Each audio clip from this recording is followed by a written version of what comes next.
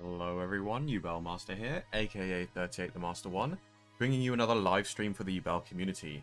And I know I said I'd stream on Wednesday, but today is technically Wednesday because it's 2 AM on a Wednesday. So I decided to stream now instead of at my usual time because I'm actually quite busy tomorrow. So, but this is technically Wednesday, so I'm not going against my word. And also, this will be my final stream before YCS Bologna. So after the first ranked game in Master Duel, I'll be showing off my deck profile. I'm just doing a little segment explaining my choices for what I'm probably going to be bringing to YCS Bologna. So if you want to stick around for that YCS Bologna discussion, then do stay tuned. I do intend to put timestamps on here, but not for a while because I'm going to be really busy with other stuff. So, like, if you're watching this, like, a year in the future, there might be timestamps. But if you're watching this soon after it was airing, then there might not be timestamps. So you might have to search yourself. But it shouldn't be hard, because I'll be showing, like, a dueling book deck profile. So, yeah, anyway, let's do some ranked with our good old dueling book. Master Duel. With our good old Master Duel Yubel deck here. I've been practicing so much for Bologna that, like, I might get the combos wrong because, like, last time I've been playing Master Duel, I was like doing some weird events where the decks are different. So yeah, when I come back from Bologna, I'm gonna do some Master Duel grinding on rank. So I'll get back into it then.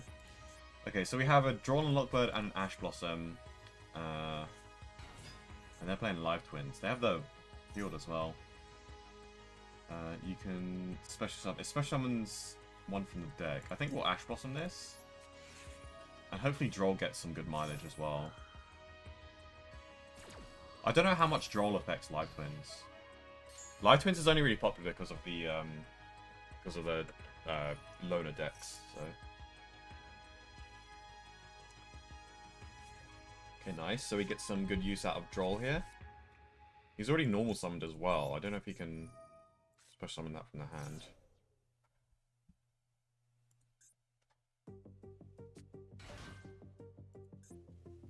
Oh, I guess he can, yeah.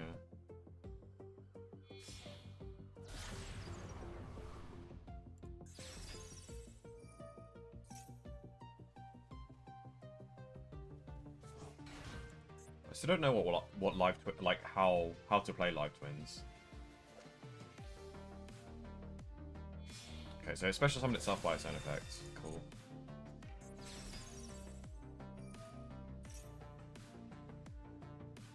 Okay, so I prevented them from drawing one card with my draw so far.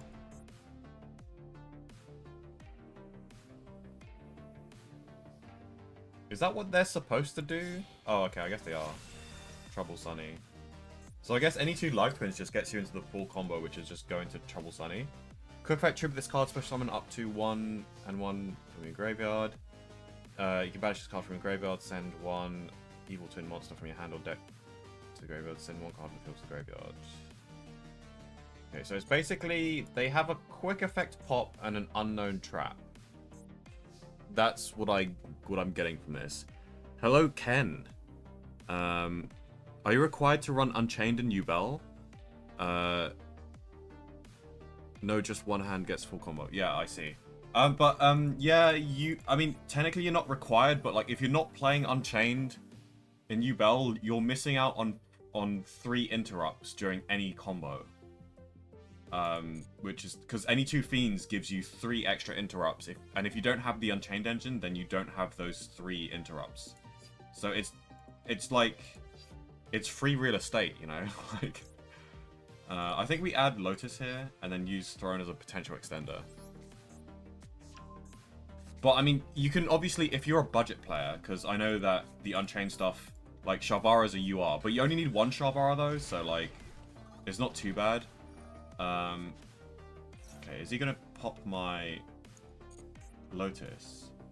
I do have Throne as an extender, but I'm actually not sure how much that it actually extends. Because I think popping Lotus is actually pretty good here. Yeah, it's unfortunate. There's nothing I really could have done about that, to be honest. Adding Dark Beckoning Beast doesn't really improve the situation. Actually, adding Dark Beckoning Beast would have been better. Now that I realise it. It feels so trigger happy on this. Yeah, I should have added Dark Beckoning Beast. And then normal summon Dark Beckoning Beast. He pops it, and then I activate Opening the Spirit Gates, and I can still combo. Yeah, that was my bad. I should have added Dark Beckoning Beast. What do you think of the new Link 4 for Fiends? I think it's interesting, but I'm not sure if I'd run it in Fiendsmith Yubel. But it's definitely like an option that we would consider.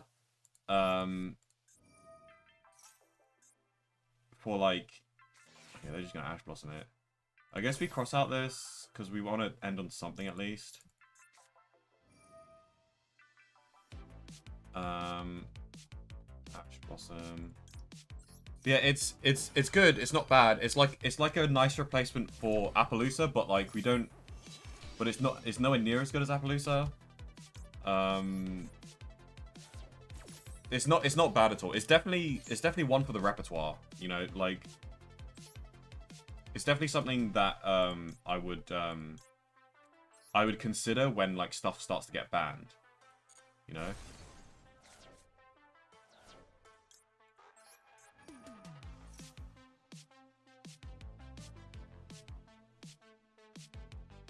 Okay, so we can wipe their board if we want to.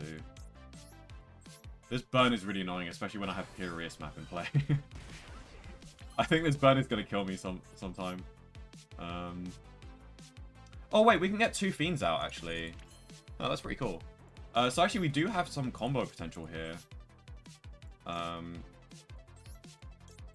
As long as our opponent doesn't have any more interrupts. Like a Nibiru would go pretty hard.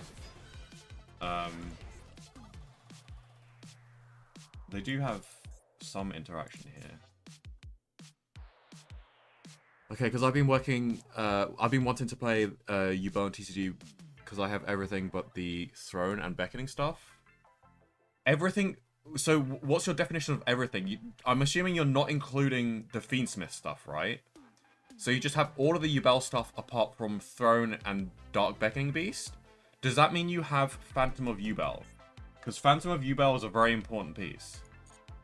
Okay, so yeah, I'm assuming everything that I said was correct, unless you're going to correct me later on, but... Okay, I think we go... Hold on, let me think here. We can set the Furious map and we can go into Anguish, actually. So I think we can break their board. As long as they don't have any interrupts. Oh, I'm losing life points, though. I don't know, because this unknown back row is, like, really worrying me.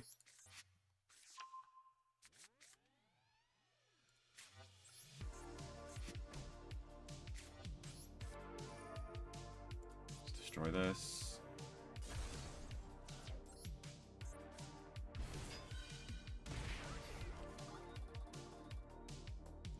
I'm feeling like going Access Code Talker here. 1 copy of Phantom? Yeah, that's good enough. I heard that stuff went down in price due to the ban list.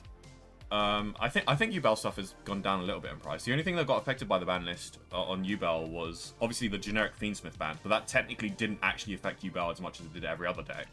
It basically just the ban list just basically just made us lose a it made us lose a time winning card. But like other than that, like it was just a consistency hit with opening the Spirit Gates, which is a lot more of a consistency hit than just losing 2 cards, 2 starters. It actually is very, very significant because just having 1 opening hurts a lot more than people think it does. But yeah, anyway. Okay, I want to think here because.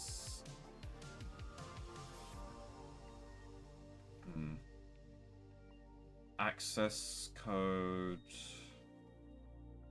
I kind of want to end on interrupt here because I don't have.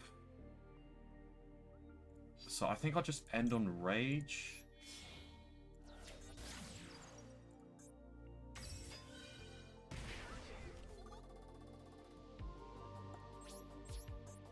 I think we'll just stay with this. These guys are sticky. Oh my god.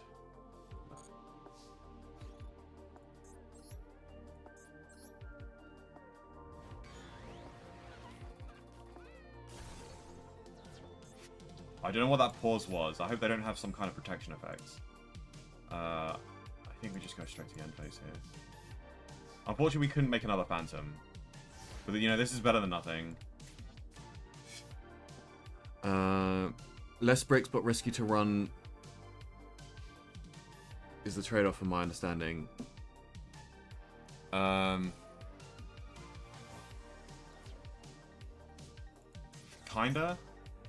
Hold on, what does this do? Doesn't this actually do something? This card is special summon, you can activate. This effects. Opponent controls 3 or more cards. They must send cards to the graveyard so they control 2 cards. Interesting.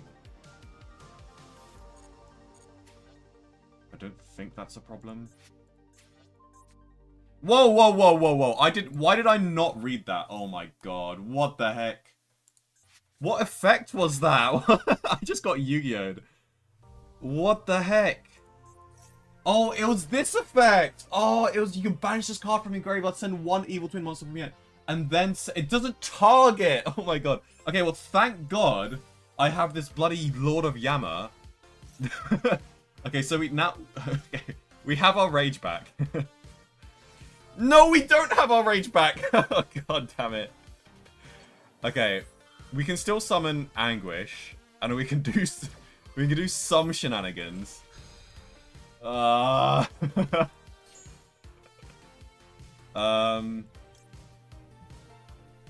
Okay, so we have the choice of summoning Yubel or Anguish. I think we summon Anguish here actually, because it makes our trap live.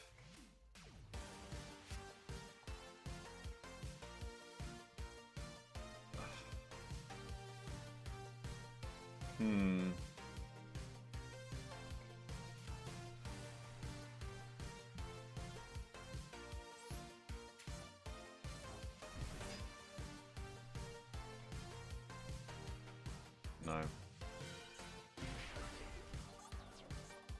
This is so annoying. I'm getting outplayed, honestly. So I think we see if they go into a Link 4. I mean maybe I should like I probably should have popped 1 so they don't go into Trouble Sunny, but like should be this card special summon 1. Yeah, I probably should have not let them go into another Trouble Sunny. Like, I'm getting outgrinded. They can just quick effects. I have to do this, though. This is really bad. I think I lose, because... No, I think I survive with, like 200 life points, which means that I die to this.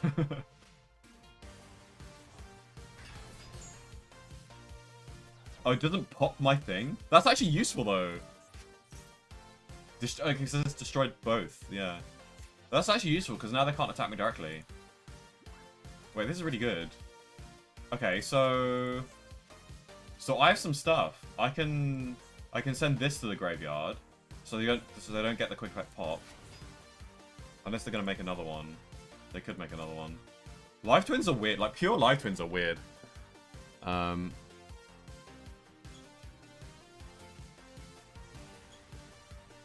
Annoying to play against, but I can't be talking because I use them with Bestials. Yeah, it's probably an imperm. Well, I mean, I don't know if it's an imperm actually. Could be anything. Could be another Called by the Grave. But yeah, I mean, you could. So if you don't have the Fiendsmith stuff, that's fine. Like 1 Phantom is like good enough. You can just use that as like an end board piece, and you can actually. So if you don't have Throne, it's hard to recycle it. But like, if you want to upgrade your TCG Yubel deck, the next thing you should be doing is getting the Unchained stuff. So get 1 Yama, 1 Shavara, and 1 Abominable Chamber of the Unchained. You can also... Oh, what the heck? Why do you have that? Why do you have Underworld Goddess? Oh my god. Okay. Top deck.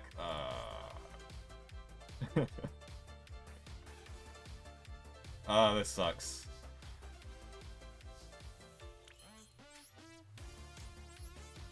Phantom and a Dream. That's all we have. And he could just, like, pop the Phantom. Actually, he can't pop it that easily, but... Oh, I didn't take damage. That's why you control an Evil Twin monster. Okay. Saved a little bit of life points. It's a required card? Okay, fair enough. I guess I should be expecting Underworld Goddess from now on when I'm playing against Evil Twins. He just ended turn? We have a chance! Oh my god, we actually have a chance. How did he have nothing? He's got 3 cards in hand. What do I actually do here, though?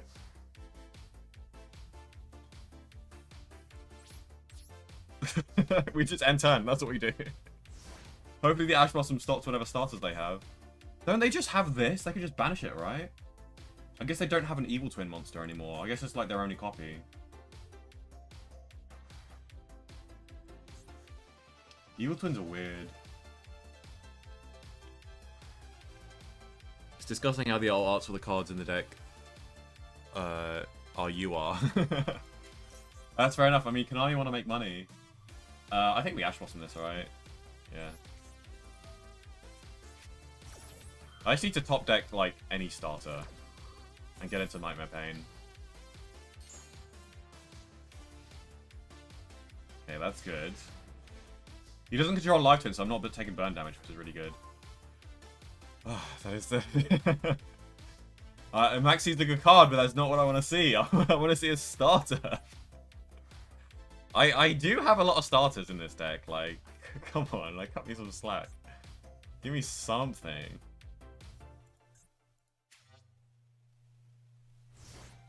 He's not even triggering my Phantom, which, like, helps me get stuff in Grave, which might be a starter depending on what I have. Well, I mean, it helps with my combos. Oh, by the way, if for anyone who's just tuned in, after this game, I'll be doing a mini deck profile. Why are you running the Horus engine? Do I Phantom this? How does this work again? The thingy? Once per turn, when you put an activates a card or effects that summons a monster from the graveyard. I actually can't Phantom because they can actually negate it with Underworld Goddess. So I think we just rely on Maxi and a Dream. And then, like, use Phantom if we, like, really need to.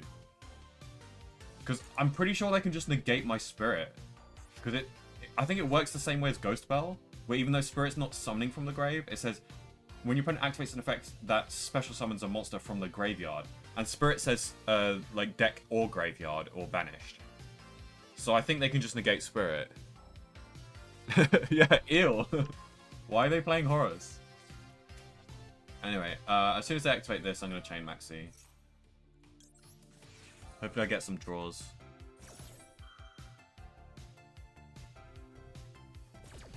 Hold on. They can out... Oh, I just realized. They can out my Phantom now. God damn it.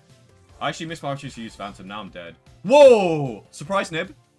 Hello? But they actually have lethal on board. They're being greedy though, which is good. If they play into Nib, like, that'll be so good. But they have lethal on board right now. What are you doing? What are you doing? Okay, thank you. Playing into Nib. Okay, no, they still have lethal though, unfortunately. I should have Phantomed really, but it would have been negated, I think, so. This way I had, like, kind of a chance. My only chance was basically, like, draw Spirit. Like, that was my only chance. So that's why I didn't Phantom. Partly because I knew it would be negated by Thingy. And also because I think my only hope there was, like, using Maxi and then drawing a Spirit. But that's fine. I think I misplayed once there, but it's okay. Oh, I said I'd do a deck profile. Okay, well, we'll do a deck profile after this game. Because I'm always in the habit of, like, start next game, you know? So it's like...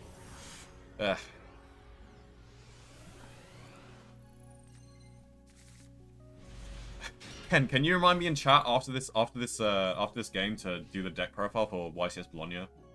Because I'm gonna forget. This is a decent hand. I would like more hand traps, but Okay, I'm not gonna Ash Blossom this because I'm gonna save it for Branded Fusion.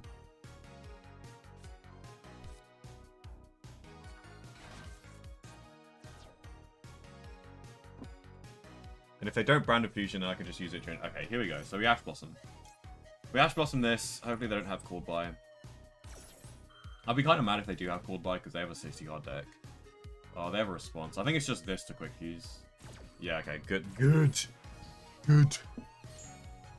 Oh, so, I'll just ask you if you could, let me know after this game that I need to do a deck profile for YCS Bologna. Because I was supposed to do a deck profile for YCS Bologna before, like, after the first game, but then I accidentally started, like, the second game already. Because I was, like, in the habit of, like, oh, next game. But I was like, oh, I just realized I need to do a deck profile for YCS Bologna. Yeah, I was just going to do a quick deck profile. And it'll probably actually help you, Ken, to do, thanks, Ken. It'll probably actually help you if, to see what, like, a max power, like, Fiendsmith Yubel deck is. Because Fiendsmith Yubel is the best version. Mainly because of the TCG exclusives. If it wasn't for the TCG exclusives, then there might be an argument for, like, saving extra deck space to play some, play a more pure version of Yubel. You'd still play Unchained cards in it, though. Because, like, Unchained is such a low commitment, and it, like, makes your end board, like 10 times better with just any two Fiends. Like, you run, I would say any Fiend deck, you'd run Unchained stuff. Unless you're playing, like, a very specific Labyrinth build. Okay, add Branded in red. Crying in budget, yeah, I know. But you can still play them on online simulators. And also, when the Fiendsmith stuff comes out in Master Duel, you can play it. But yeah, I really should do, like, a budget Yubel guide. Like an actual in-depth guide, because there's not enough, like, budget guides for Yubel. And when I say a budget guide, I don't just mean doing just, like, a budget deck profile and that's it. I mean, like, doing a budget deck profile and also giving the viewers an option of, like, various different budget cards that they can add into the deck based on, like, what they have, what they don't have, and also telling them what cards they should cut first when they're adding stuff to their deck, when they start to build up their deck and get new cards. For example, like, because people's definition of budget is different. Like, some people consider the Unchained engine expensive because it's £5 for a piece of cardboard, right? But I think the majority of people don't actually consider that budget. I think more people consider £5 budget as opposed to considering £5 out of their budget. Like, most people consider budget as in, like, $30 for a deck or something, right? But, like, technically, if you play, like, the Unchained stuff, it might put you into just over $30. But it's, like, still worth having. So, like, I'll do, like, an absolute, like, I have literally no money. Like, I'm just building my deck out of free cards, like, budget levels. So, basically, the minimum amount of cards where you need to run, that you need to run in order for it to actually look like a Yubel deck. So it'll probably be something along the lines of, like, 1 Spirit of Yubel, 1 Lotus, 1 Nightmare Pain, because they're all super rares. And then, like, the rest filled with commons. So, like, you'd run 3 Gruesome Grave Squirmer, because you can get those pretty much for free, like 2p each. Maybe, like, 1 copy of Mature Chronicle. You'd run stuff like Pot of Desires is good. And yeah, basically just as many like commons as you can before you actually start using, like, super rares. And then, like, I'll do, like, a version where if you have 3 copies of each of the super rares, then you probably run 3 Spirit, 3 Nightmare Pain, 3 Lotus, and all of that good shit, you know? You probably run Geist Grinding Golem as well, because it's a common, but you probably still only run 1 copy though. Although maybe you'd run 2 if you, like, your absolute budget, because it gives you a way to special summon a Yubel from hand, maybe. And then, like, you can run, like, some, like, searches, that search level 10 thing. I think there's, like, 1 coming out soon. Okay, so they have a Mirror Jade and a Quick Effect Fusion. We can play through this. We start off with this. I'm not sure what we're adding here, though. We can add Dark Beckoning Beast, I suppose.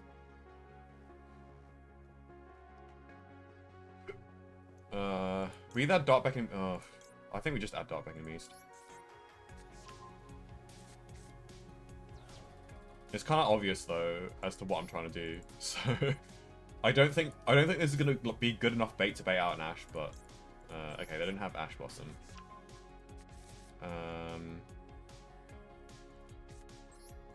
Just normal summon this.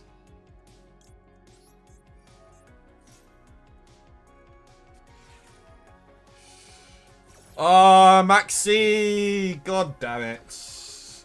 Okay, I think we try and do the Maxi challenge. Because, like, I think we can OTK them, because we have lots of starters.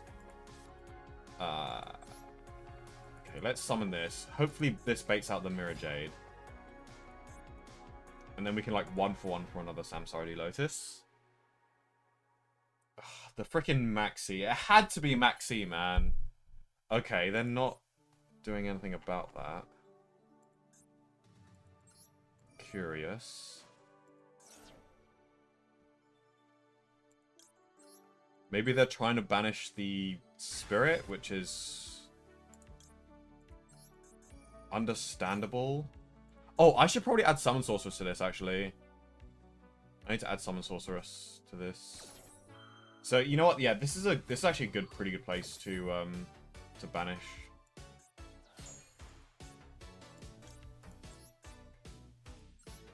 So I'm actually not sure if we can OTK anymore because of that.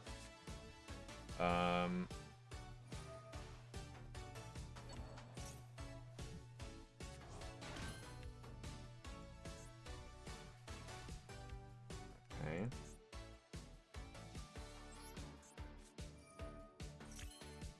We do have options though.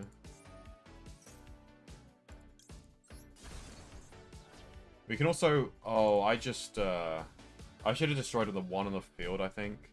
Oh, wait, no, we can 1-for-1 and send Spirit to the graveyard.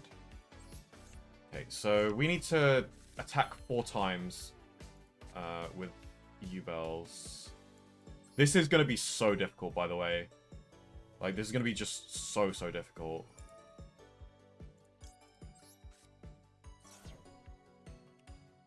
Let's special summon this.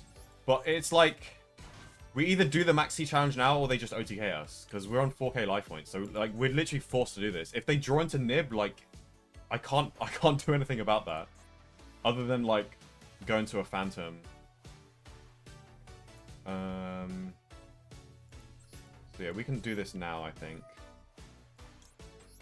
Time is also against me as well. Because, like, there's going to be a lot of mental pressure from just them drawing cards. They do have a 60-card deck, though, so I don't think they're going to draw into that much interruption here. They're just going to be drawn to, like, a bunch of, like, engine pieces and starters. Hopefully. They could draw into Mercurio, actually.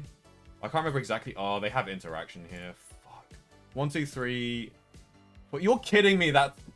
Oh, hold on. Wait. 1, 2, 3, 4, 5... Yeah. They actually have a Nibiru. It just flashed after 5 summons. You're actually kidding me. There was... In a 60-card deck, they actually drew Nibiru that quickly. That's actually stupid. I hate that so much. There's, like, nothing we can do about that.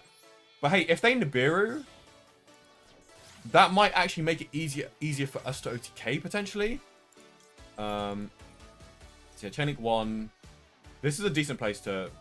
Okay, well, that's random. I guess they do play hand traps. Oh my god, this is going to be so difficult. But once again, this is all intentional because I literally have no choice but to do this. Okay, so... Okay, it didn't flash again.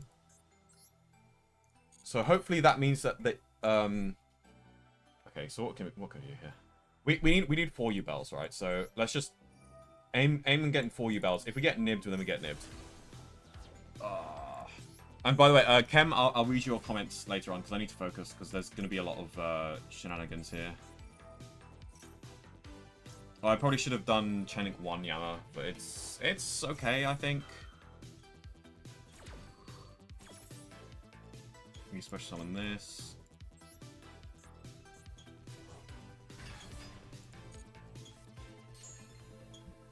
Special summon this.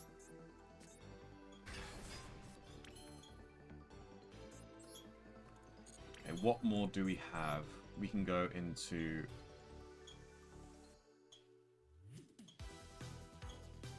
Okay, we can go into Muckraker. We want a way to destroy stuff, actually. Oh, we don't have thingy. Okay.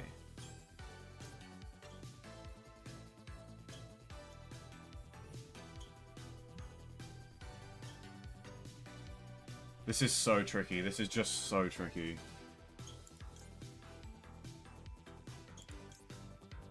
Let's just start with this, I suppose, because I need to spend less time thinking. This probably should have been a Muckraker, actually. It's just that we don't have another way to destroy stuff, because we don't have... So we can get, like... We can get, like, 2 Yubels on the field, but it's like, that's not enough. I'll go for a Phantom now.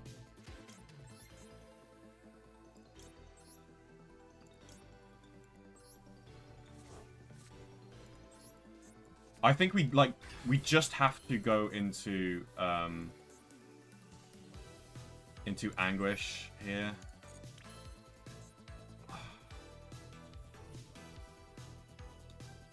Yeah, we don't actually have as many extenders as I thought we would. We don't have... I don't think we have OTK here, unfortunately. Crap.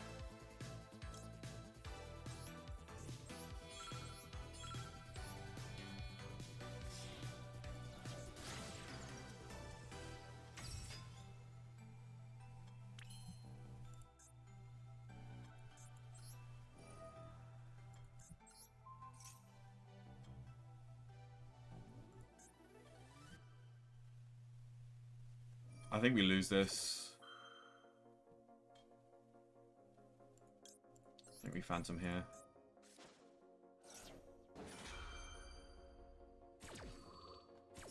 We just need another way to destroy stuff. I think I misplayed this. I should have set the trap. I should have set the trap. I just realized I have the trap in hand.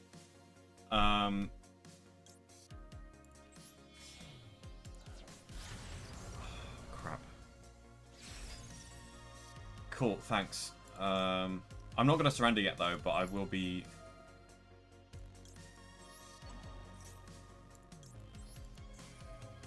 But, because I'm going to be playing this out to the end.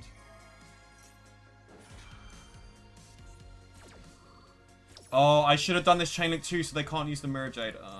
Crapperino.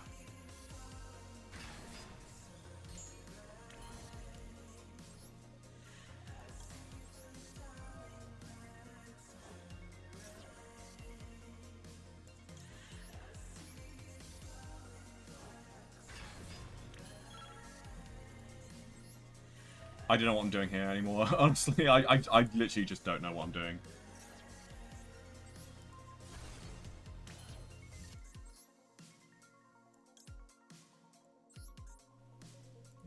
I don't think we have much more than this.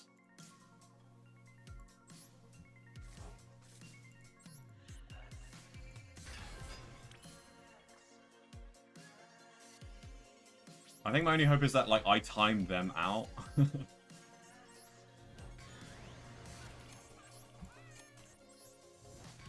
At this rate, I'm going to time myself out, though.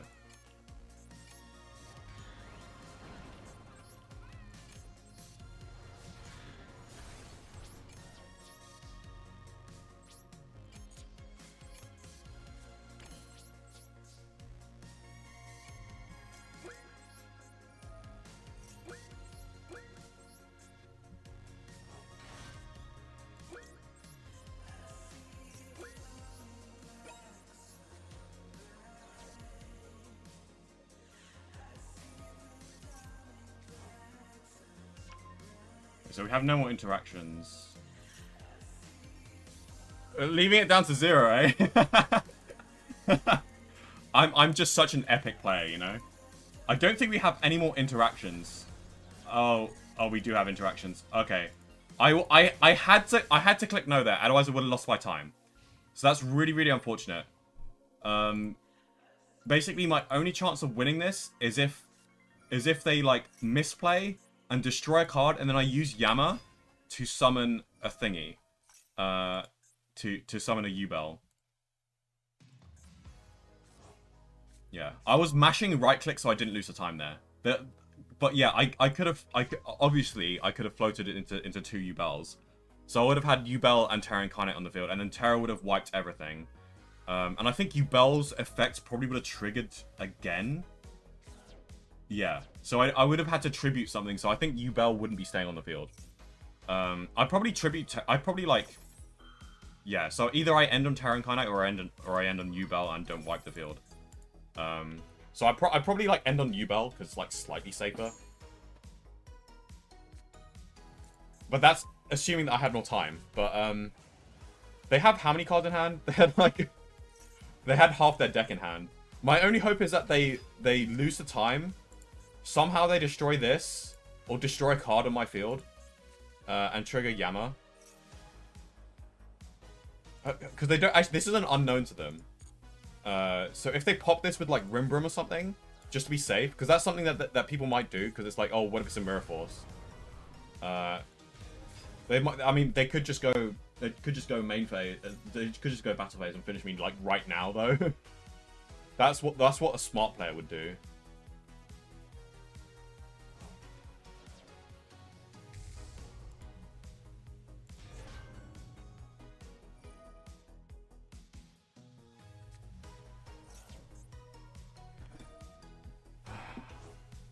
I'm cooked playing this game. My brain is cooked. My body's cooked. My emotions cooked.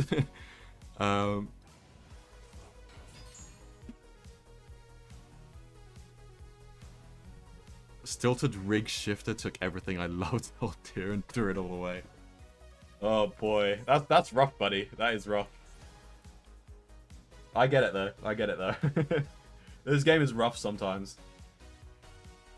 I mean, I'm having a rough time.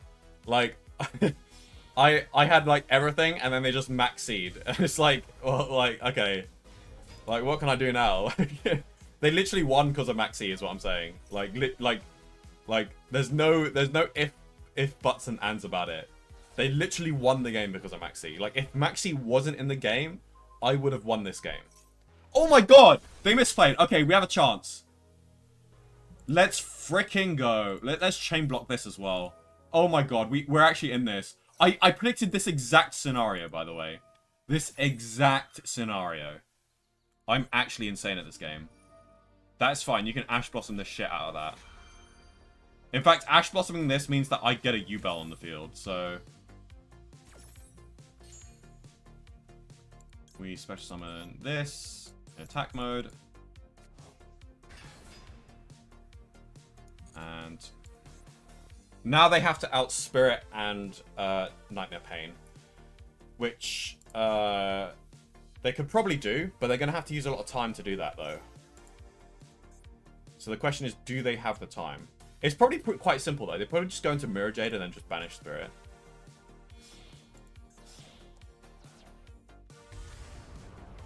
Okay, Guardian Chimera is not the answer, because I can just float. Unless they're destroying Nightmare Pain. And even if they're destroying Nightmare Pain... Okay, well, okay, here we go. So, they're probably just going to banish with Mirror Jade. Yeah. Oh well, we tried.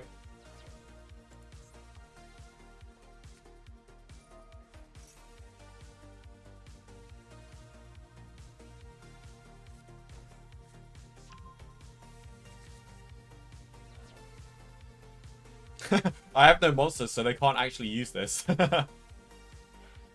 Still, it doesn't actually matter, because I don't actually have a Spirit in hand. Making Greydale deck to bring back my joy. I already know I'm fried. Might as well make the best of it. Oh my god, freaking Greydales. Like, what do they do? Do they just, like, steal monsters? Like... Isn't it like a flip effect monster that was like came out in 2015? Because I was actually playing when they came out, and like I remember them being pack filler. That's what I remember from them. Okay, right. Remember YCS deck profile. Okay, so it is YCS deck profile. Everyone. Okay. Desktop 1. Okay. Okay. So here we go. We have this is my YCS Bologna deck profile. YCS Bologna is happening this weekend for anyone that doesn't know. And yeah, so let's start with the starters of the deck. I run 2 Engraver, 1 Tract, and 1 Lurie. These are all starters because you can actually normal summon Lurie and go like with a really good combo. I run 2 Engravers, not because I only own 2, but because it's not as good as a starter compared to Dark Beckoning Beast and Samsara Lotus. And the number of starters, number of 1-card starters I have is 14, and technically the optimal number of 1-card starters is like 12. So I'm already running more than the number of 1-card starters that I need for the deck. And Engraver plays really badly into Droll, because if it's the only card you have in your hand for starter and you play it and you get Drolled, then you end your combo. So Engraver's good, and you need 2 for a combo, because sometimes when you discard Engraver and then you need to summon your second Engraver from the deck, so you need at least 2 Engravers in the deck, and that's pretty much why we run this ratio. So we do run basically a minimum Fiendsmith engine in the main deck, similar to how we run a minimum Unchained engine in the main deck. Next up, we have the best starter in the deck, like literally hands down the best starter in the deck, because not only is Terraforming plus Nightmare Throne, so basically 4 copies of Nightmare Throne, not only is Nightmare Throne the starter which gets you the most bodies, but it's also doubles up as an extender if you already draw Samsara Lotus or Dark Beckoning Beast. And if you don't have them, obviously you can search either Dark Beckoning Beast or Lotus. Usually, if Throne is the only card I have in hand that's a starter, I would search for Lotus, because Lotus plays less into Nibiru, because you can get out a much earlier Phantom. Whereas if you go for Dark Beckoning Beast, it's technically a better combo, but only slightly. But it plays worse into Nibiru. It actually just hard loses to Nibiru. Anyway, we have 1 Pirius map, because it gives us another way to search for either Dark Beckoning Beast or Lotus.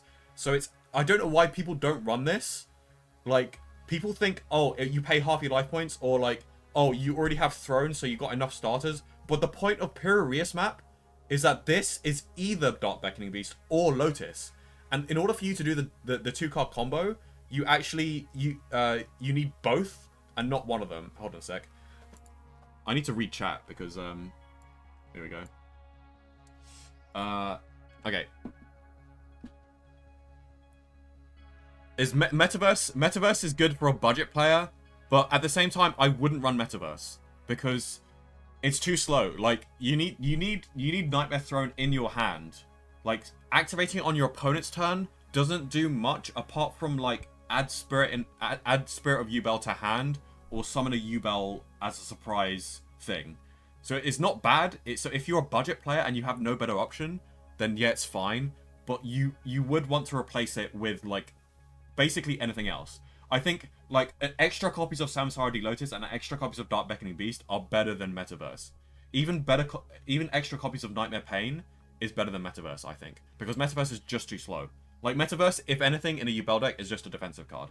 But it's fine if you're a budget player. Anyway, so yeah, Pirius map is so underrated. Like, you have Dark Beckoning Beast, activate Pirius map, add Samsara Lotus. Now you have the 2-card combo, and vice versa. Also, if you have Pirius map plus Nightmare Throne, then you can use Pirius map to add one of them, and then Nightmare Throne to add the other one. Usually I go Pirius map, add Dark Beckoning Beast, normal summon Dark Beckoning Beast. If they don't imperm it, then I use Nightmare Throne to add Lotus, and then do the second normal summon Lotus. So yeah, 3 Dark Beckoning Beast. We want to max out on the copies because the 1-card combo for Dark Beckoning Beast actually gets us Desiree plus Caesar plus Phantom plus Rage. So this is slightly better than the Samsara Lotus combo, but actually the Samsara Lotus combo can get us a draw one with Necroquip. So depending on the draw one, if we with the 1-card combo for Samsara Lotus, midway in the combo, we actually draw one using Necroquip's effect. And if we draw either Fiendsmith Engraver or Fabled Lurie during that draw, then we can actually end on 2 Omni Negates with 1-card combo. So it's like the only way that we can end on 2 Omni Negates with the 1-card combo is if we draw mid-combo with Necroquip and basically high roll one of these cards. Anyway, we have 1-for-1, which technically isn't a 1-card combo. It's a 1.5 card combo because you do need it to be a monster that is a discard. You can't really discard anything. So technically this is a 1.5 card combo. but it's basically a one-card combo. It's also a really good extender, because if, for example, if you just normal summon Samsara Lotus, this is one of the reasons why I run 2 Lotuses, not just 1 Lotus, because technically I could run 1 Lotus, but you need at least 2. It's because if you normal summon Lotus, they imperm it, then you just 1-for-1, and then summon a second Lotus, and then just continue your combo anyway. Also, 1-for-1 can double up as an extender by summoning Luri, for example, if you've already gone through your combo. So you can summon Luri mid-combo, so you don't have to go into Moon of the Closed Heaven. And you can also summon Gruesome Grave Skirmer as well, in case, like, for example, the Nightmare Pain got, like, Ghost Ogred or something, or they somehow, like, negated Spirit of Yubel, so you don't have access to Nightmare Pain. So yeah, and then we have Opening of Spirit Gates, which is no longer a one-card combo because we're not running the brick of Chaos Summoning Beast. Because the only reason why we used to run Chaos Summoning Beast is because it turns Opening the Spirit Gates into a one-card combo, and we ran 3 Opening the Spirit Gates. So having 1 brick to be able to have 3 more one-card combos is probably worth it, especially when you can bury that brick in a 50-card deck. But also, one of the reasons why I'm not running a 50-card deck anymore, because if I could, I would run a 50-card deck, is because of this guy. It's all this guy's fault. This is basically Max C, and if you want to play the Max C game, you need to maximize your chances of getting outs to the Max C. Because Yubel cannot play into Fluveros. It just can't. Like, you're either passing your turn or ending on a single Phantom. Like, if you get Fluveros and you don't have the out to it, you're probably losing that game. So we need to maximize our chances of outing it. That's why I'm running a 43-card deck. I used to run a 40-card deck, but I was bricking way too much with a 40-card deck. And I've slowly increased the deck count one by one, and I've come to the conclusion that 43 is pretty optimal, because it strikes the best balance of not bricking by drawing like this, and this, and stuff like that, and also having the maximum amount of chance of drawing your outs to Fluvero. So I just felt like 43 is like the best ratio. So yeah, this is very tested, is what I'm saying. And then we run other engine requirements, only 1 Nightmare Pain, because if I could, I would run 2 Nightmare Pains. Same with Gruesome Grave Skirmer. If I could, I would run 2 Gruesome Grave Skirmer, because it gives us extra search targets for the grind game, which is very, very useful. But for this case, we are sacrificing the grind game to maximize our chance of outing Fluveros. So it is what it is. I used to run 2, but now we're running 1 of each. We're running 2 Spirit of Yubel. I think you do need a minimum of 2. If you run 1, you risk not being able to activate Phantom, because you usually have like 1 of these as material and then a Yubel as material for Varudras. And if you have both of them as material, sometimes you just can't activate Phantom with Yubel. So your opponent can actually like force out Varudras like earlier. And also it is kind of awkward when you draw 1 Spirit, because if you draw your only copy of Spirit, then you can't actually activate Samsara Lotus to summon Spirit, because it only summons from deck. So running 2 Spirit is a minimum, in my opinion. We run 1 Yubel, 1 Terra Incarnate. Technically, Terra Incarnate is cuttable, but cutting Terra Incarnate is not worth the consistency for the amount of combos it locks you out of. Because if you cut Terra Incarnate, you have like 1 less body in like 90% of your combos. And having 1 less body usually means you have 1 less interrupt on your end board. And you pretty much use it in every single combo. So although it is a brick and it's technically cuttable, because you can still do combos without it, it's still worth having, because it basically adds 1 more interrupt to every single one of your combos, because you always go into it. What do you think of the rank 10? The rank 10 spider? The rank 10 spider is a gimmick. It's it's not even in my list of cards that you would want to include in your extra deck. But it's a pretty cool gimmick, so if you want to go for that, if you're going for like an OTK build, it's actually pretty cool. But like, it's only for budget players, basically. Okay, and then we have the Unchained engine. We have Unchained Soul of Shavara, and Abominable Chamber of the Unchained is technically the only like hard brick in the deck, because this is always going to be searched during the combo anyway, and if you draw it, you can't actually make use of it. Whereas if you draw Shavara, you can kind of make use of it, because you can summon it early, and then when you go into Yama, you can actually use Yama's effect to add Shavara from graveyard to hand, and then you can maybe use it for follow-up or for your opponent's turn. So every other card, for example, like Terra Incarnate, even though it's a brick, you can technically use it for Phantom material in the hand, and etc, etc, etc. Same with Opening Spirit Gates. Technically, Opening Spirit Gates is a 2-card combo because you can do Opening Spirit Gates, add Dark Beckoning Beast, normal summon Dark Beckoning Beast, and if you have a Samsara List in hand, then you can use your second normal summon and just go full combo anyway. So this is still a 2-card starter. So this is the only card where if you draw it, you're like, crap, I have one dead card in hand essentially. Whereas the other cards, it's like this is the second most dead card, but you can still get a little bit of usage out of it. Okay, and then the rest of the deck is non-engine basically. I think I'll go over the Bestials first because the Bestials are non-engine and they can be extenders as well.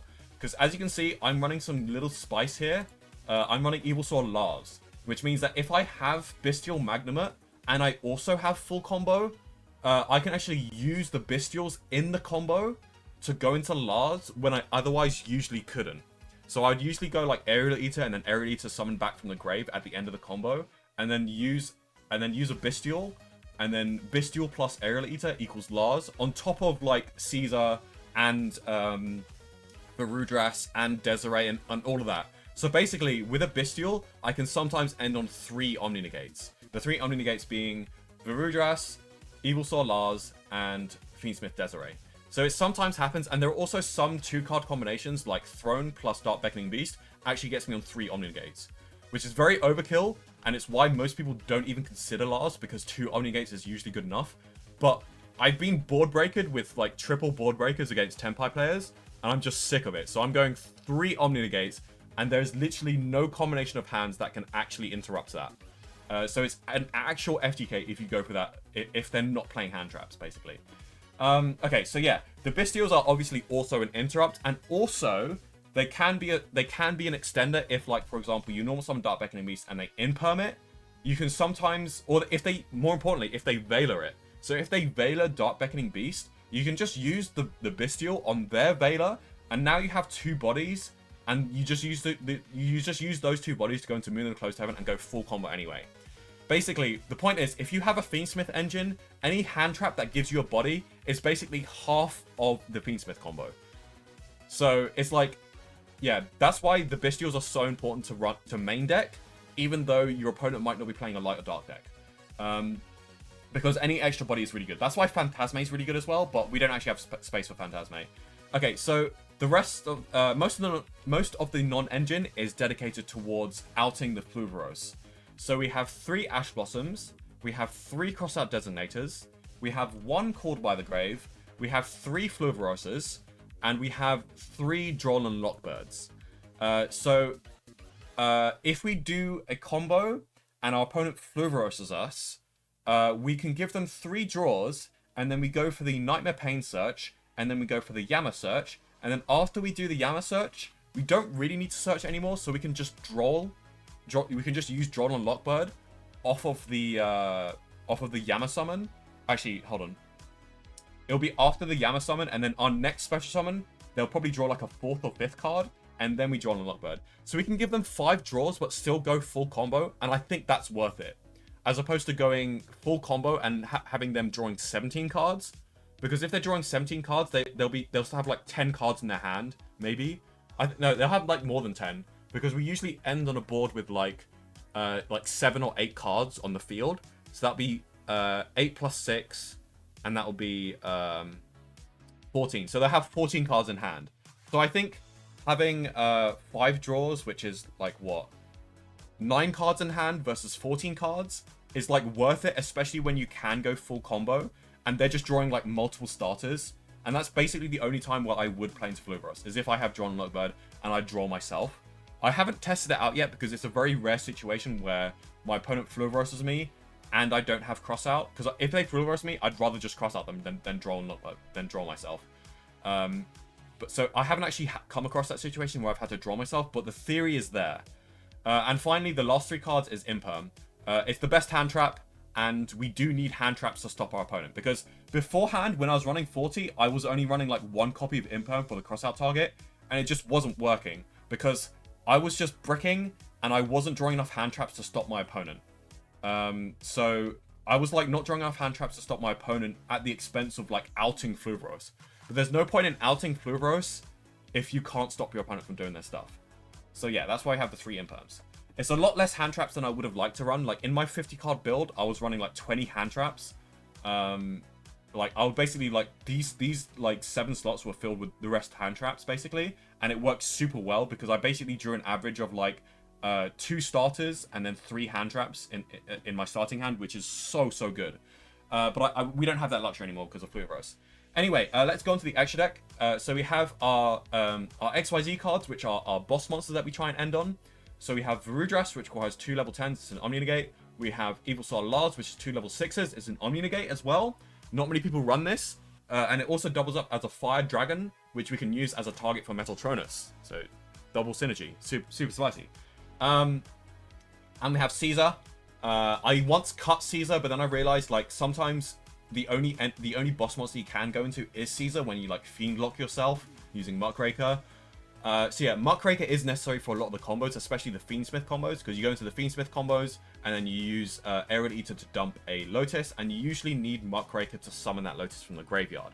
So you Fiend Lock yourself when you go into the Yubel combo, but you can still end on like a Caesar and a Rage, which is like basically the Unchained endboard, which was considered really good back in the day anyway. So yeah, we have Muckraker, we have the Unchained engine, which is Yama, Rage, and also SP Little Knight. SP Little Knight is an Unchained card, don't tell me otherwise. But obviously also you can use like SP Little Knight in like grind game situations where you like summon a Phantom and then normal summon something and then use SP to out a Floodgate or something like that.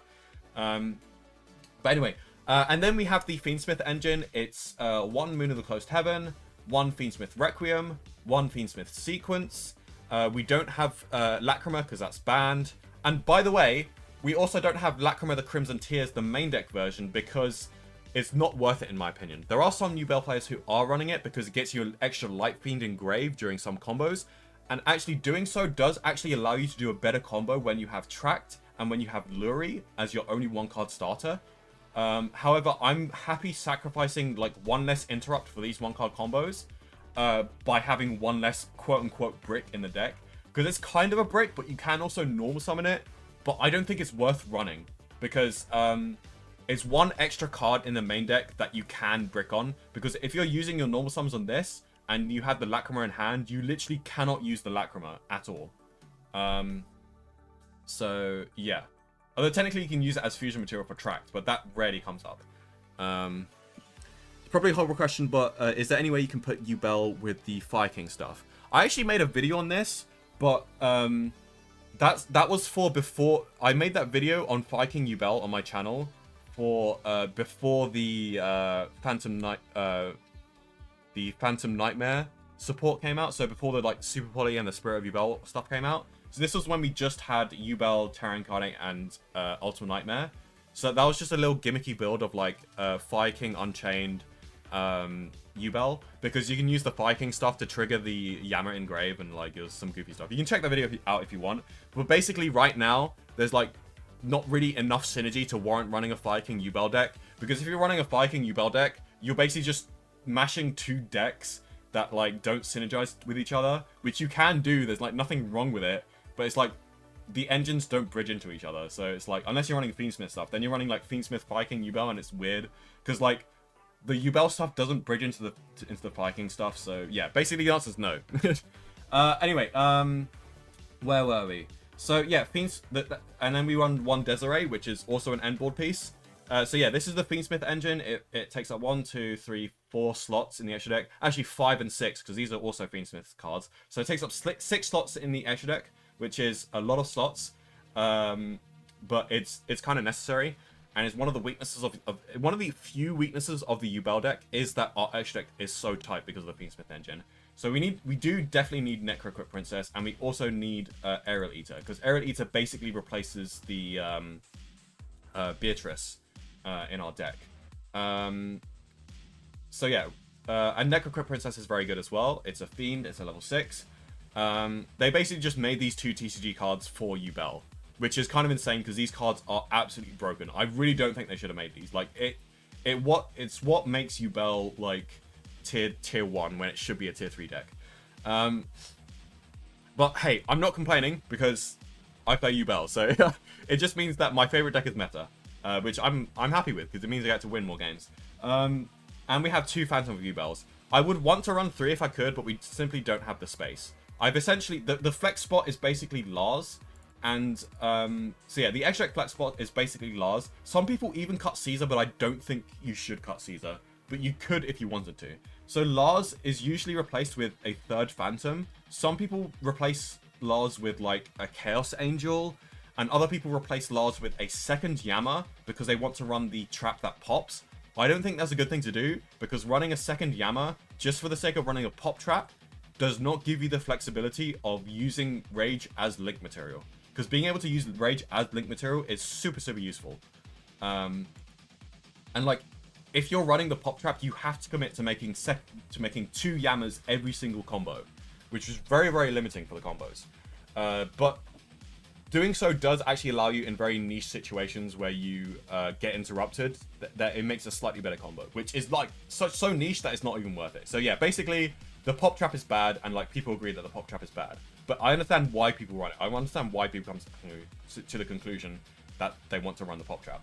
But yeah, I recommend running 3 Phantom of Yubels, because like running the Lars is like kind of complicated, because it does rarely come up unless you've learned how to do the 2-card combo that actually gets you into 3 Omni Negates, and even then it rarely comes up.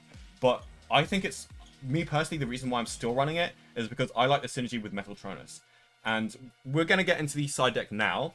So the way I've constructed my side deck is basically I thought about Tenpai first, and then I thought about every other deck later, because versus Azamina Snake Eye, you basically, all of these hand traps are useful against Azamina Snake Eye, right? So we don't really need that much side deck options to like side against Azamina Snake Eye specifically. So the main thing that we need to consider for the sake of side decking is Tenpai, because Bestials don't work against Tenpai, Fluvros doesn't really work against Tenpai because they're going to choose to go second. Imperm sometimes doesn't work against Tenpai because sometimes they have the field spell up. Drawn on Lockbird just doesn't work against Tenpai at all, really. Ash Blossom is kind of situational. It sometimes works against Tenpai. And then, yeah. So, Metaltronus is for Tenpai, and DD Crows are for Tenpai as well. You can use DD Crows during the battle phase to banish the Tenpai thing that they're trying to summon from the grave when they go for the level 7 Synchro. So they go for the level 7 Synchro, they target the Tenpai thing in grave, and then you chain DD Crow and banish that thing. And hopefully that stops their OTK combo. We also have one Purulia. We have one Purulia mainly for the crossout target, and once again we side this in for Tenpai because we're assuming we're going first. So the way I side for Tenpai is I side out 2 Fluvros because I assume that I'm gonna go first.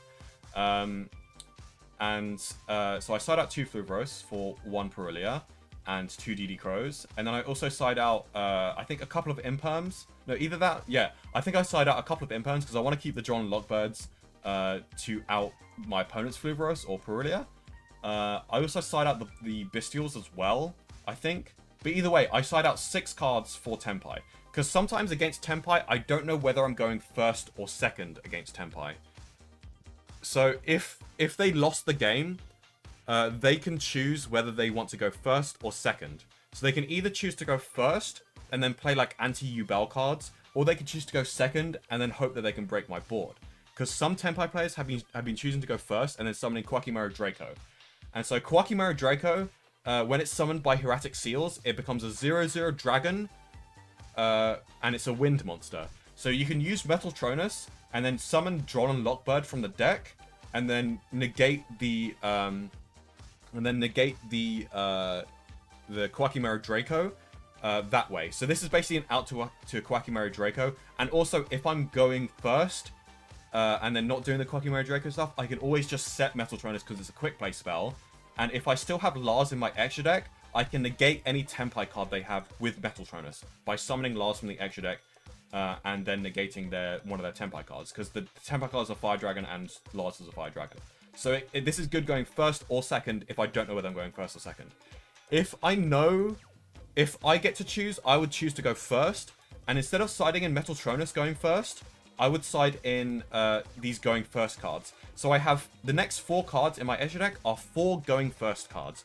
We have Anti-Spell Fragrance, we have Solemn Judgment, and we have Simul Archfiends along with Archfiend Higher S. So to explain Simul Archfiends and Archfiend High-Res, Simul Archfiends is just a trap card. You can pause the video and like read this real quick if you want to. But it's basically, TLDR, it's a kind of a budget version of Dimensional Barrier. They cannot link climb, they cannot synchro climb, they cannot XYZ climb, and they cannot summon more than one ritual card. So basically they can only have one of each type. And this doesn't apply to me if I already have an established field. So yeah, this can actually be searched with Archfiend High-Res, and Archfiend High-Res can be sent with Aerial Eater. Because sometimes during the combo, when you summon Aerial Eater, you actually don't really have a good target. Because sometimes you want to go for Aerial Eater during a regular combo, and you would just like send Yubel because you got no other targets because you've already gone through all of the cards that you need. Or sometimes you send just another Fiendsmith Engraver for follow-up. So having Archfiend High-Res actually gives you a good target to send with Aerial Eater during a standard combo.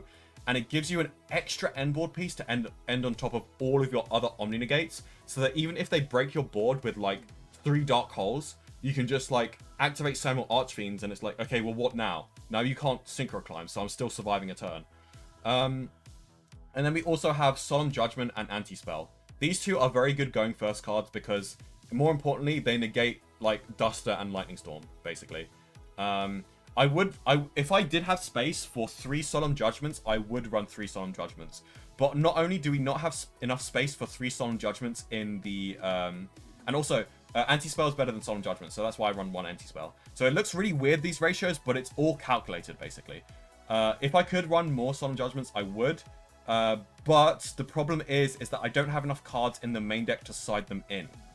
Because usually I want to keep like at least 1 Fluveros for the crossout target. I want to keep the crossouts going first. I want to keep the Ash Blossoms to negate Fluveros, and I want to keep Droll and Lockbird to negate Fluveros as well. So usually we're only siding out like 2 Fluveroses and 2 Imperms, right? So that's 4 cards, and those 4 cards I usually side out for 1 Simul Archfiends, 1 Archfiend High-Res, 1 Solemn Judgment, and 1 Anti-Spell. So that's the thought process of my side deck. It's very detailed, but it is what it is. And we also have 1 Dimension Shifter, which is purely for a crossout target. Enough said. Shifter does not completely cripple my deck. I can still make Rage under Shifter, but making Rage under Shifter gets rid of a lot of my grind game because it banishes my Yama, which I have to use during the combo to get into Rage. It's very, very hurtful to the deck, for sure, but I can still end on a decent end board. So basically, I can end on like Phantom plus Rage under Shifter, which is sometimes good enough against some decks, but it's nice to have the crossout, because like, if I have the crossout and I cross out their 1 win condition of Dimension Shifter, and I go full combo with 2 Omni Negates, like, I win anyway. As opposed to maybe winning with just like 4 interrupts of Rage plus Phantom, and they might not be able to break that board, but it's a lot easier for them to break that board than it is otherwise. And then the rest of the cards are 3 Cosmic Cyclone and Harpy's Feather Duster, because these cards are just essential to have in any side deck, especially when my deck doesn't naturally deal with back row. So yeah, these Cosmic Cyclones and Harpies are essential for any other rogue deck or any other deck that uses some kind of like Runic or Stun or some continuous spells or traps that I need to destroy or get rid of. And sometimes I even side these in when I know I'm going second, for example. So when I know my opponents, so for example in the mirror match, usually if they lost, I know that they're going to go first. So I usually, since I know I'm going second, I keep most of these hand traps, maybe even the Bestials as well. But I side out 3 Crossout and 1 Called by the Grave. Sometimes I actually keep the Called by the Grave, because Called by the Grave is pretty good against Phantom of Yubel. But yeah, and then I side in like 3 Cosmics, for example. So it's a simple like side out 3 Crossout Detonators for 3 Cosmics, because Crossout Detonator isn't that good going second. So yeah, that is my deck profile, everyone. If you have any questions, let me know in the comments below. Otherwise, yeah, sorry for being so long-winded. It's just that I haven't made like a tutorial video in ages, so like I wanted to like make sure that I give like an in-depth explanation. Anyway, let's get back to the ranked gameplay. Hope you all enjoyed that. Now we are gonna play some video games. Okay, Awesome.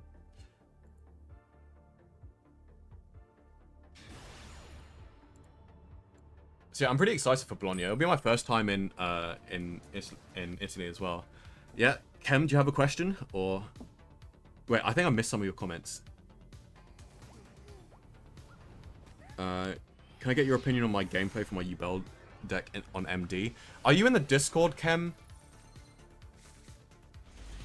Because if you're in the Discord, I recommend submitting that to the Discord, and I might check that out later and give you some.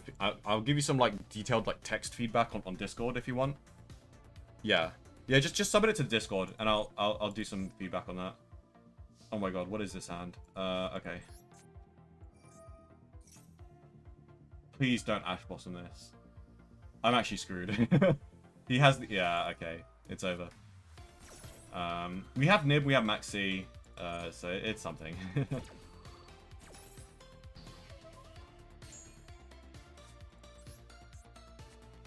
Am I on a D rank game? Because I've lost quite a few in a row. Oh, let me check the board. Oh my god, I just realized. Nobody told me. No one could see the extra deck and the side deck. Hold on. Okay.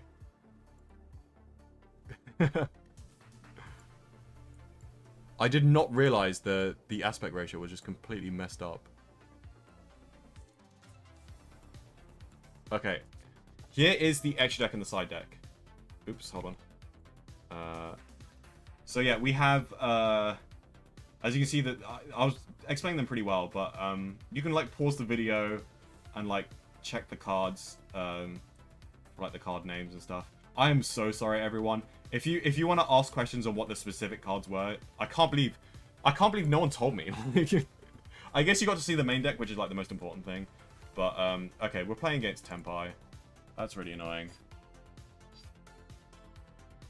Because that means my Imperm and my Nib are, like, both useless. Yeah, that's fine. We can at least maybe, like, Imperm the level 6, but, like, eh.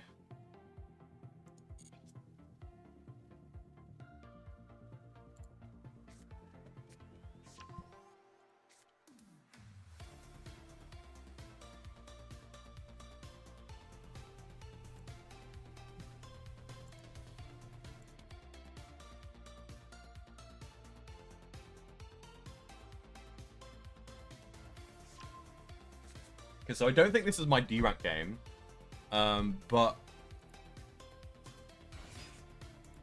I think after this game, if I lose another, then I think that I'll be on D-rank status after this game if I lose this game. Add Kaiman, okay. We'll probably like chain to Kaiman.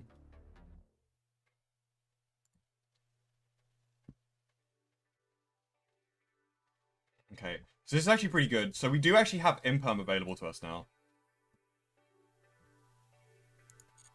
So I think we can actually stop them, hopefully.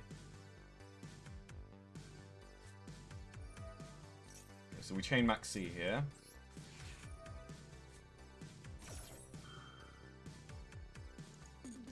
And then we can Imperm the Chandra when it comes out, maybe. Oh, actually, I don't think we can. I don't think we can.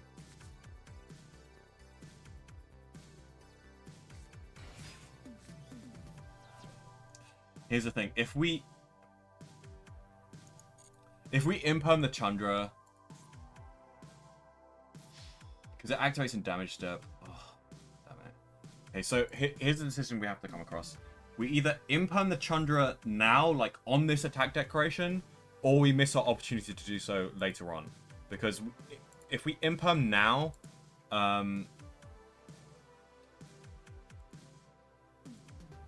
then we can, like... then they can still go into... they don't actually have to activate the effect. But they can still go into the level 7, and then summon Chandra from the graveyard, and then they can just attack and then use Chandra's effect anyway. So Imperm doesn't actually stop them. I think I'm going to save the Imperm for the level 7. And hopefully that's enough to stop them. It's probably not going to be enough to stop them, but I can hope, you know? One can hope. Oh, we do. Oh, but we have the freaking field spell blocking our other imperm. Ugh. Okay, and we taken so much damage as well. I think they have OTK. Like, we literally just can't stop this.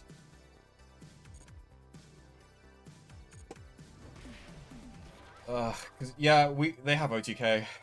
How much attack is the wait, what are they summoning from graveyard? What are you activating? Oh, okay. Oh, that's a synchro effect. Okay, cool, yeah.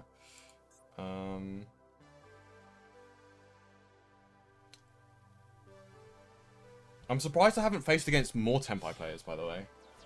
But we'll eventually like just start facing Tenpai players like non-stop in the higher ranks. Oh, what a draw! What a freaking draw! Holy crap! We are activating the crap out of this spirit. Okay, we survived. We survived because we were lucky enough to draw. I'm tempted to not use Imperm here, actually.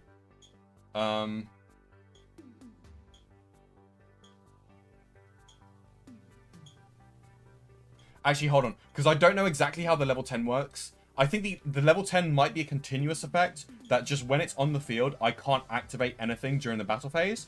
So I think I actually have to Imperm here now. But I was thinking not to Imperm because, like, if I Imperm now, then I don't have my Nib live for main phase 2. But I think this is fine. Because I think if I don't Imperm now, then I'll never be able to Imperm again. So I might as well just give them slightly less resources to work with. And then I'll just use Spirit of Yubel now.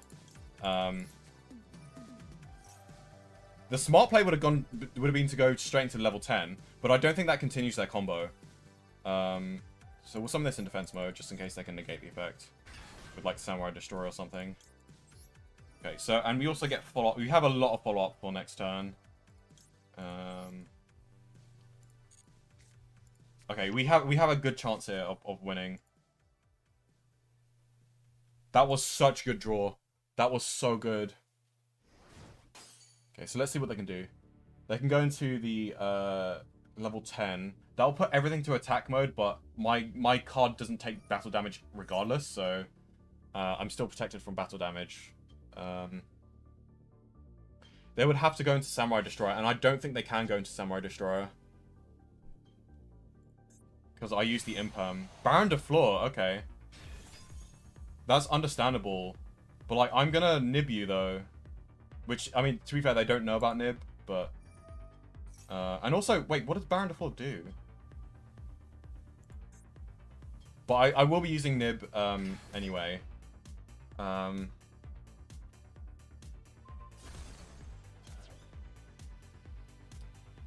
Honestly, I win because of Maxi. Like, I win this because of Maxi. Like, by the way, Neos Kluger is not good for the deck unless you want to build a deck around Neos Kluger, which is a pretty base thing to do. But you never actually need it, because in order to run Neos Kluger, you need to run like Neo stuff, which means more bricks, and it's not a good card going first. It's only a good card going second, and going second you don't need it anyway because your Yubel stuff is just really good going second anyway. So the only reason why I would want to run Neos Kluger is if you want to like roleplay as Jaden, basically. Which is a base thing to do, by the way, and I do intend on making like a Neos Kluger deck profile in the future, using the new Yubel stuff. And then like aiming to like OTK with Neos Kluger, but you do have to like go out of your way to summon Neos Kluger. So it's like not worth it competitively. Why do you have Monster Reborn in this deck? What the heck? Okay, whatever, you know. I'll be... Oh, he activated it in the Imperm column! He activated it in the Imperm column, bro. What the fuck? What is this? This guy is so bad at playing Yu-Gi-Oh! Yeah, this does nothing. Hold on. If he negates Spirit of Yubel in the graveyard, I can Nibiru him for free. Oh my god. This is gonna be hilarious. You gonna negate it, buddy? You gonna negate it? What are you gonna do, buddy? Negate? Ah, you're an idiot. Oh my god. I can even imperm it. I can even imperm it if I want to. But I don't actually need to imperm it. What if I imperm in my imperm column? No, I'm not going to do that. I'm just going to nib here. No, I'm going to nib during the end phase, actually. And then like... Oh my god, this guy's so stupid. Why would he negate that? Like... I'll do this during the end of main. In case he decides to extend. Just get as much value out of nib as possible. And then we can summon like a plus 4,000 attack monster, which makes our Nightmare Pain OTK that much easier. This guy sucks. I'm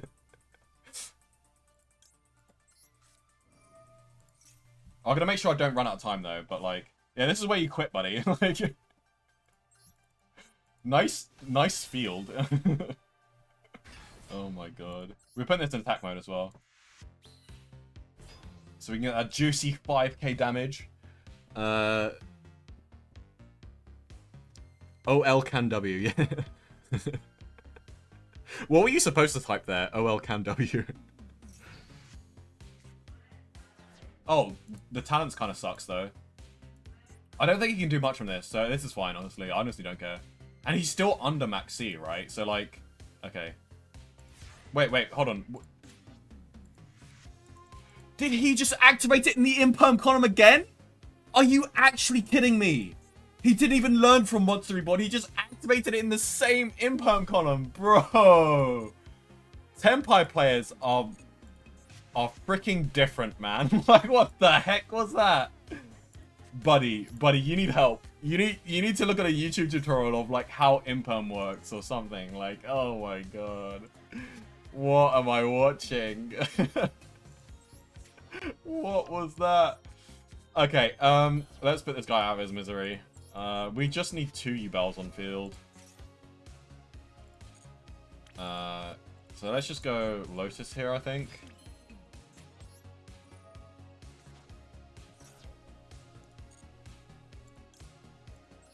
Summon this.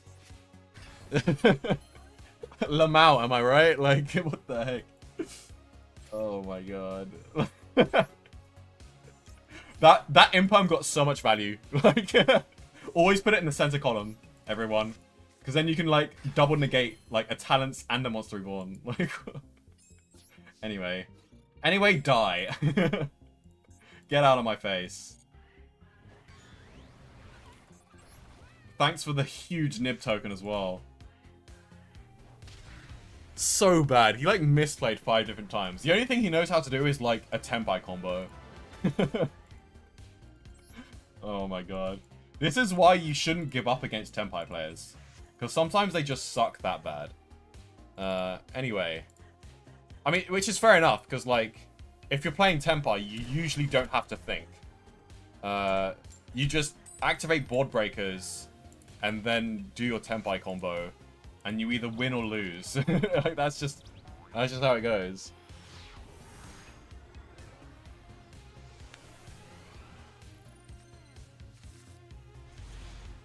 Okay, so we're going second. We have a Nibiru, and that's it here. We're playing Kashtira, which is a pretty good... Nibiru is pretty good against Kashtira here. So we'll see how this game goes. Is Fenrir their main, like, starter?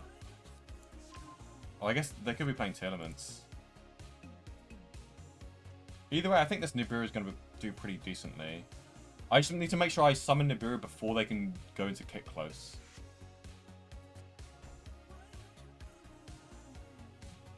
Ayo, what? Oh, okay. No, my Nibiru!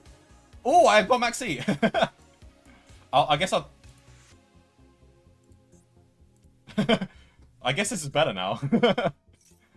And 2 cards. So I'll chain Maxi to something I can special summon. And also, we can just go for a first action Phantom. So this just adds a trap.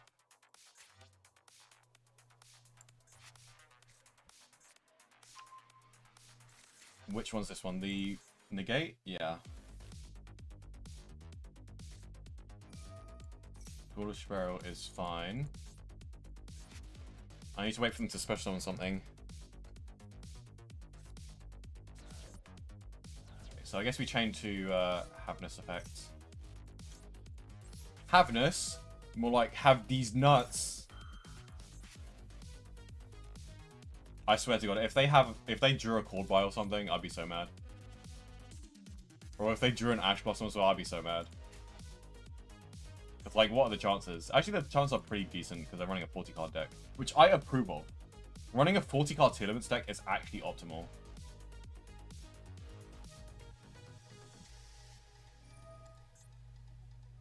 Okay, that's fair enough. You get a... I mean, you're banishing a lot of resources, though, here. 2, 3, 4... Wait, 5... You're gonna have to sacrifice some cards here, buddy. 6... Yeah, you're gonna have to sacrifice at least one good card here. So either one of your face downs, your Fenrir, or a card in hand. You should have thought about this before you did it. Also, he could banish the Havness, which means that Havness doesn't resolve, which is a funny way to deny me from draws from Max C. But at the same time, you're just cucking yourself for your entire combat. He banished the Havness and the trap card. Are you serious? Is this worth it? There's no way this is worth it. What are you doing? There's no way this is worth it. And you kept the Tear Limits Kashtira in your grave? What? Buddy, you... Buddy, that was not a good move. Okay, so we're gonna Pyrrhus map here. We have a Phantom for your only Fenrir. Like, what are you gonna do against me? Hold on. I think we go Dark Beckoning Beast here. Dark Beckoning Beast usually is the better target to add with Pyrrhus map. Yeah, and then we make a Phantom. So their Fenrir is basically useless. The card destruction, like, kind of helped me. Because they're drawn to Maxi, which is much better than Nib. Which is kind of crazy to say, as powerful as Nib is. But, yeah, nice to end board, buddy. Like... I don't even know if that was worth it. I think it was probably worth it just to have Havness resolve at the very least. Okay.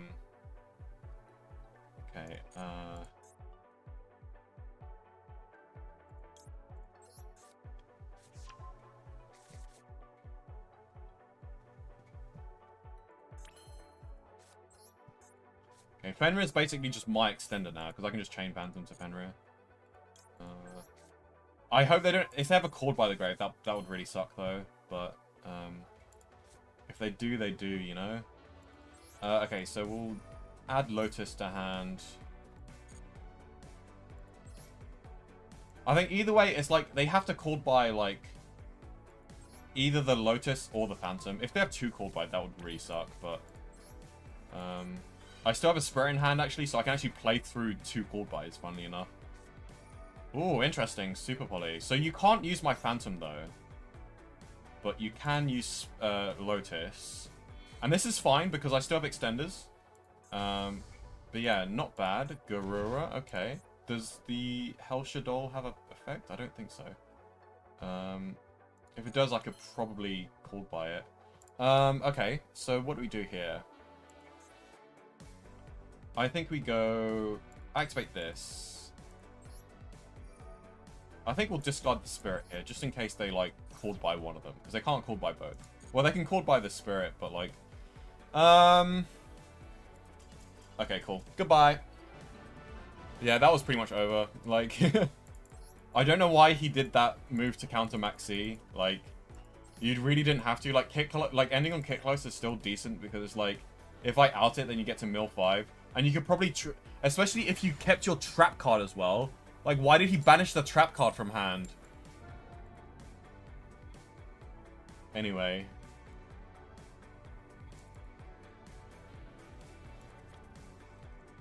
Sometimes it's not worth, like, countering that Maxi that hard, you know?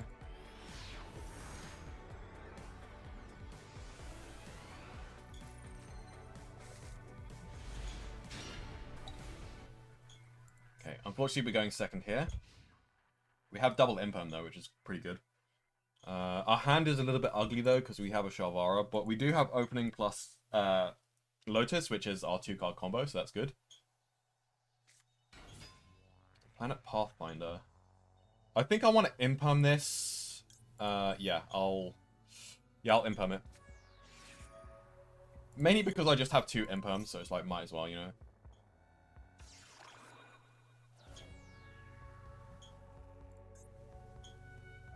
If they're playing Kashtira... Okay, so the only reason why they're doing this is probably because they're playing Kashtira and they want to clear the field. But that's fine. I can just use the second imperm on their Unicorn, and hopefully that's enough to stop them. If it's not enough to stop them, then that's just really unfortunate, and it is what it is. Because they could have hard drawn Theosis, maybe.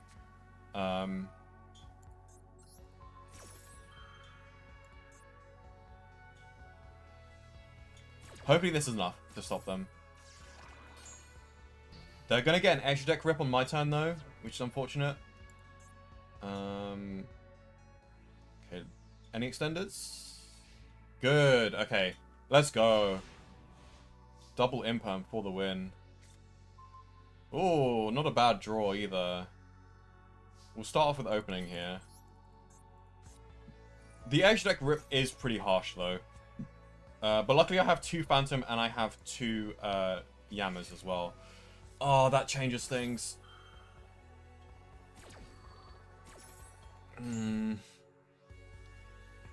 Okay. We'll go for the double normal summon.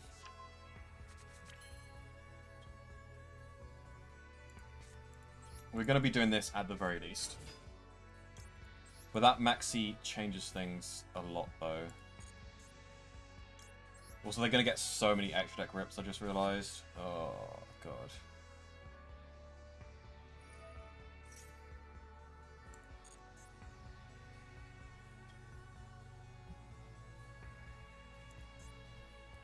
My extra deck is going to be absolutely devastated here. Actually, you know what? I'm feeling like I want to do the extra the Maxi challenge here. I'm kind of in the mood for a Maxi challenge here. We don't have many OTK options. Oh, we kind of do. Because, I mean, we don't need to attack 4 times with Yubel. We can attack 3 times with Yubel and have anything that is over 2,500. We're probably going to go into Caesar sometime during the combo as well.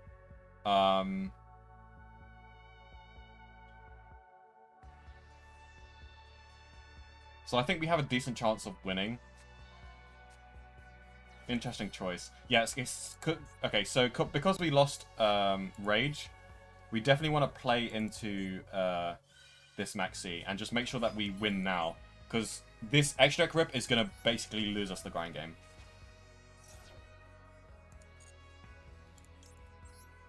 They are going to get so many draws, though. Which is very unfortunate. Let's set this. Okay, activate this. I'll go for this. We'll see if we can get 4 Yubels on the field with minimal amount of summons, actually. We could destroy the Spirit in Hand, I just realized. Yeah, let's do that. We add this. I think we might be able to do that, actually. I think we might be able to get 4 Yubels in, like, a decent... in a decent number of summons, actually. Okay, so we have 2. These 2 make a Phantom. And then this can be used during the battle phase. So yeah, we straight up, we actually just have 4 Yubels, like, right now. With 1 extra summon during the main phase. No, they have a nib. Oh, God. They had to have a nib, man. I think they just drew it as well, like... Okay, luckily we do have a Phantom. So we can go Phantom. Unfortunately, the Phantom doesn't actually get us an extra body. But what we'll probably do is use Phantom to destroy a Yubel. Okay, so we'll force them to go into... because we have Lethal on board right now. So we'll force them to use Nib. And then... Okay. Interesting.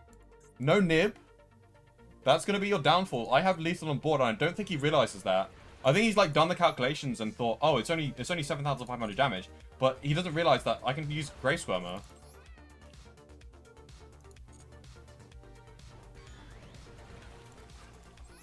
I swear that's a Nib. Because it's like 5th summon and then suddenly... Unless it was like a different hand trap, like a Veiler or something. So yeah, we destroy Yubel. And then Yubel effects. Special Summon Terra. And there we go, that's lethal. Okay, I was so right to take the Maxi challenge here. Oh my god. And I actually executed that perfectly as well. This is why they call me Yubel Master. Well, no one calls me Yubel Master. Only I call me Yubel Master. I'm not worthy of the name yet. Because I still haven't mastered the TCG Yubel. I've mastered Edison Yubel, though.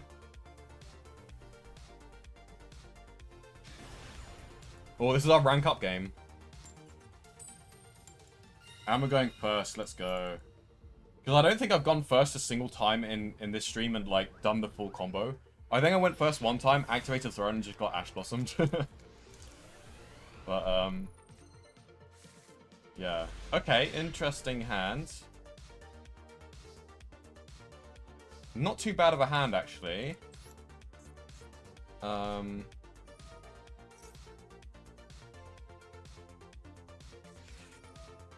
That is fine. We also have Drawn and Lockbird to negate Maxi. Well, not negate Maxi, but you know what I mean. Actually, that's not fine. Now we don't actually have access to the Yubel engine. Oh, I need Summon Sorceress. I think Summon Sorceress is, like, necessary.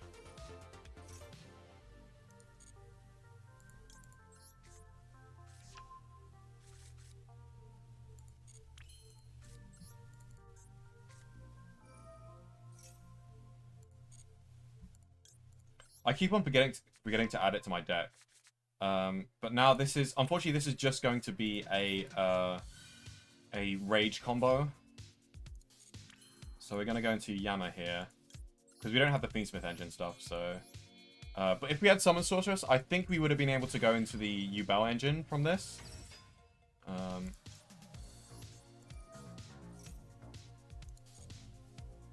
So we definitely want to add Summon Sorceress to this. Probably cut either Griffin or... Yeah, I think we're cutting Griffin.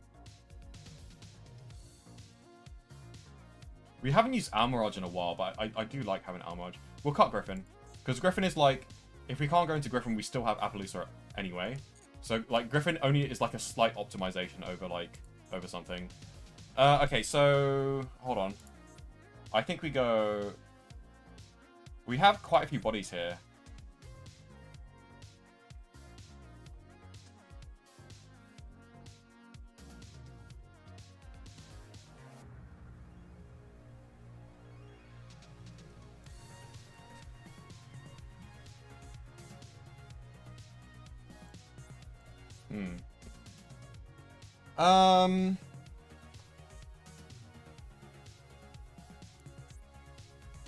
I'm trying to count the number of bodies I have so that... Okay, so these two... So Squirmer plus this goes into Rage.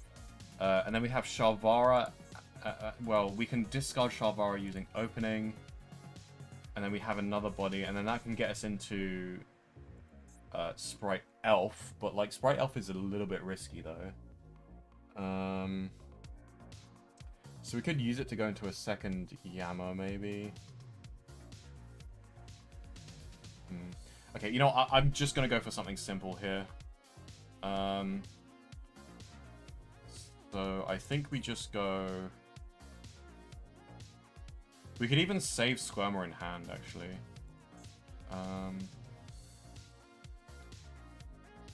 We'll activate this. We'll discard the Shalvara.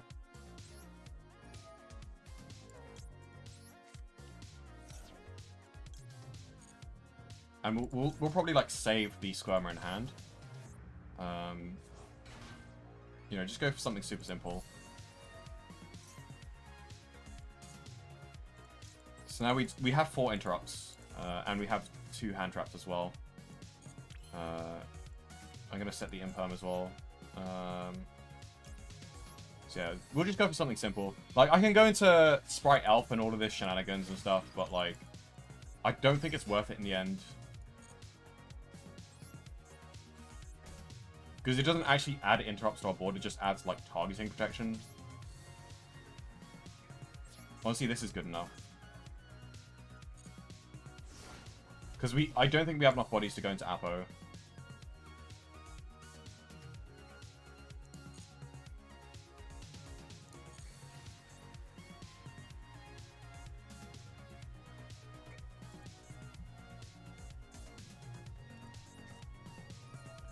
Oh, Centurion, interesting.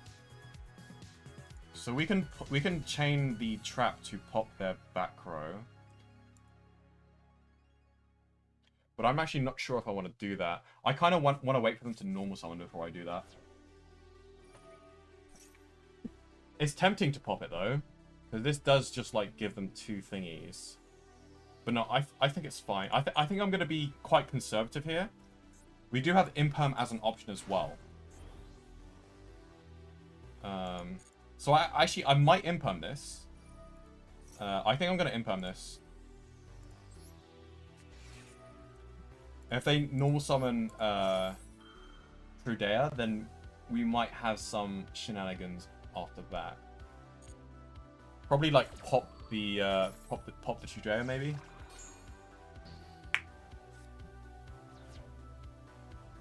I don't know. We'll see.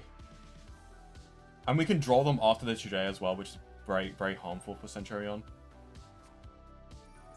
Oh, you just activated that in the Imperm column, buddy. Imperm getting value again.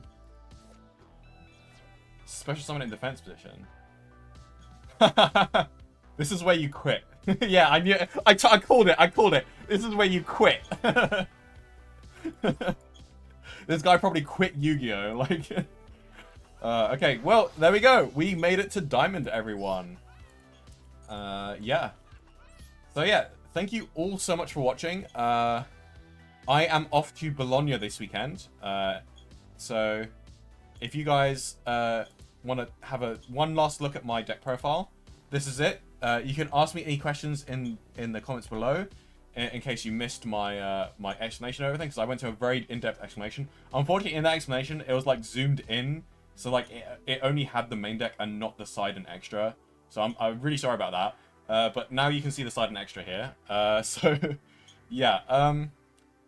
Thank you all so much for watching. Wish me luck at Bologna, and I'll see you all next Monday, because it's gonna be no stream this Sunday. Because sorry, no stream this Friday, because I stream every Monday, Wednesday, Friday. But yeah, thanks for the luck, Kem. Yeah, you can send it on the Discord.